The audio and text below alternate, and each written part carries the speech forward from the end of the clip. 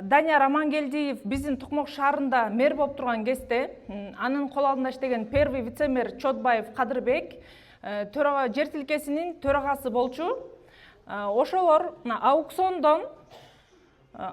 ойнотуп, жер тилкесин алып туруп, биздей болгон карапайым жарандарга үй саткан участокты 8 үй бүлөнү азыркы күндө Токмок шаарынын прокуратурасы ошол жерди сноско деп бизди 2 жылдан бери соттон сотко биз же ошол үйдө толук кандуу жашай албайбыз, же биздин жер эмес, же мамлекеттик эмес экенин биз мындай толук кандуу маалымат ала албай келебиз. Акыркы жолу судья карапайым элге чечип берсе, биздин Токмок шаарынын прокуратурасы кайра апелляция жазып берген.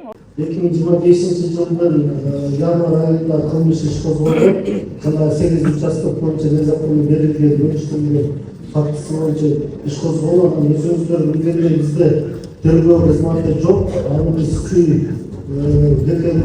тергөө үчүн бергенбиз. Жакында бизге ноябрь айында бизге материал жиберди, биз келтирүү боюнча жанагы жерлерди калыбына келтирүү боюнча материалдар бизге жиберди. Анын негизинде биз да кошумча текшерүү амалдарын жүргүзүп, тиешелүү биз келтирдик.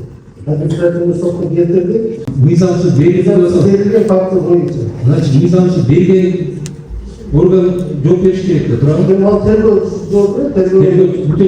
тергөөнүн жыйынтыгы менен чыгат. Ал эми биз азыр бүгүнкү күндө кайсы бир күнү биз аны алып жатабыз. Мына сиздер прокурордун жообун уктуңуздар, бирок мен толуктап коюшум керек. Анткени ушул 8 март боюнча 2 иш башталган. Азыр бизде сот жүрүп атат, в гражданском порядке, анан уголовный дагы дело бар.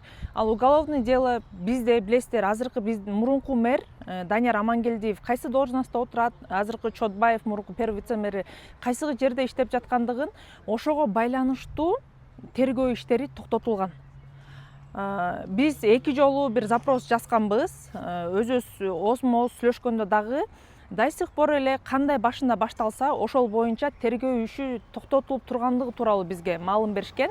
Бирок эч кандай иштердин жыйынтыгы жок. Мына ушул нерселердин баарында бир гана карапайым эл ушул күнгө чейин кыйналып келет.